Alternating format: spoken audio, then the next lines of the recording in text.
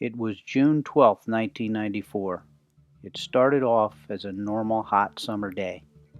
I had a few errands to run and a few friends to meet with. That night was my daughter's dance recital, and I remember looking forward to watching her perform the dance that she spent hours perfecting. Her dance recital started at 5, so I left my house at 4:30, just so I got there with enough time to get a good seat. The whole ride over, I prepared myself to see my ex-wife, Nicole Brown Simpson. My temper is easily lost when I am around her. I wanted to play it cool since the night was all about our daughter. As I walked into the auditorium of my daughter's school, I was cool, calm, and collected. I sat down in my seat and tried my very best not to find where Nicole was sitting. From the time the curtain raised until it fell again, I couldn't take my eyes off my beautiful, talented little girl on the stage. After Nicole and I divorced, we decided it would be in our children's best interest if we tried to work things out as friends. I'm obligated to interact with her around my children, no matter how hard it may be for me. At the end of the recital, because of this agreement, I had to stand and wait for our daughter with Nicole. This exact moment was when the night turned for the worst.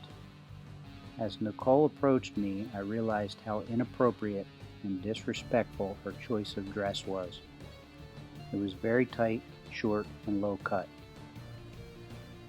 I tried so hard to let it go and not pay attention to her dress, but it was eating away at me. How could she show up to a dance recital dressed like a slut in front of me as if I wouldn't care? Then to top it all off, she wouldn't allow me to take my daughter to dinner afterwards to congratulate her because it was her night with the kids. All I wanted to do was spend a little time with my princess after her amazing performance that night, but clearly that was too much to ask for. My daughter joined us from the backstage, and we both hugged and congratulated her. It was so difficult for me to hide the fury that built up inside of me like it used to when she was mine and misbehaved like this.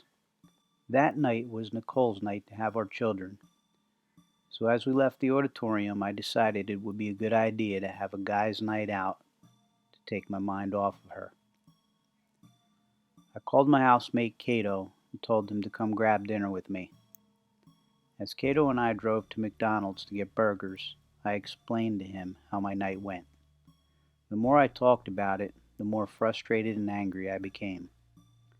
After getting something to eat, we headed back to the house. I packed my bags and called to make sure the limousine would be on time to get me because I was flying to Chicago later that night. Before I left for Chicago, I wanted to say goodbye to my children. As I headed to Nicole's house, I planned our conversation in my head. I would say goodbye to our children, tuck them into bed, and head into the kitchen to talk to Nicole. I knew I needed to keep my anger under control, which has always been a problem for me while Nicole and I were together. I would inform her that I didn't appreciate her choice of dress for our daughter's dance recital and found it very disrespectful towards our family. I hoped I would receive an apology from Nicole, we would talk it out, and then I would leave and board my plane to Chicago.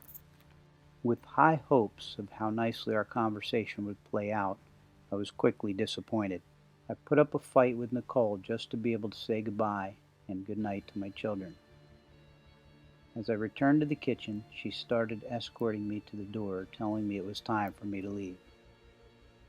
She had nerve to act that way towards me, and that just ignited the anger that was recently put out within me.